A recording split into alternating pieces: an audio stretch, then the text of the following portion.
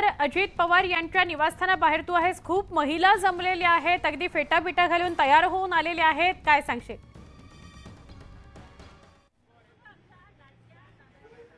सुवर्ण बारामतीहून आलेल्या या सगळ्या लाडक्या बहिणी आहेत ज्या फेटा बांधून अजित पवारांच्या भेटीसाठी आलेल्या होत्या आणि इथून त्यांनी निमंत्रण पत्रिका ज्या आहेत त्या अजित पवारांच्या कार्यालयातून स्वीकारल्यात आणि आता इथून त्या शपथविधीच्या ठिकाणी जाणार आहेत।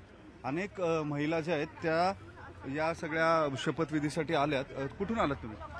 मी माळशिरस तालुक्यातून शिंदेवाडी गावातून आलेली। बरं, मग तुम्ही काय लाडक्या बहिणीमुळे आलात, कशामुळे की निमंत्रण होतं तुम्हाला? लाडक्या महिलेमुळे नाही आणि अजितदादामुळे बी आम्ही आले। बरं, मग दादांची भेट झाली का? हो, काय म्हटले? दादा म्हटल्यांदा काय म्हटले? दादा काय नाही म्हणले, आले शपथविधीसाठी आलेलो आहे आम्ही। बरं, दादा काही बोलले का? दादांची भेटच झाली नाही दादांची। यांची भेट दादांची झालेली नाही। वैशाली नागवडे त्या या महिलांना घेऊन आल्यात, त्यांच्यासोबत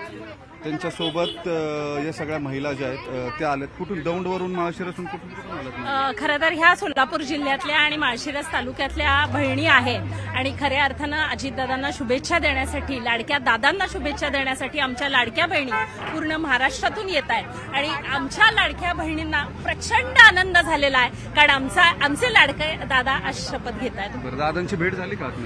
खरं तर आता झाली नाही, मला यायला उशीर झाला, पण सकाळपासून दादा सगळ्यांना भेटत होते। ठीक आहे, या सगळ्या लाडक्या बहिणी ज्या आहेत त्या अजित पवारांची भेट घेण्यासाठी आलेत, मात्र दादांची भेट त्यांची इथं झाली नाही।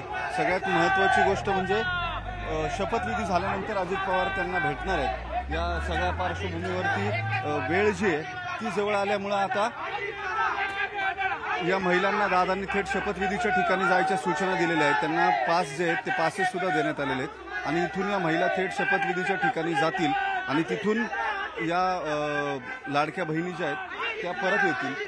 नक्की या सगळ्या नक्की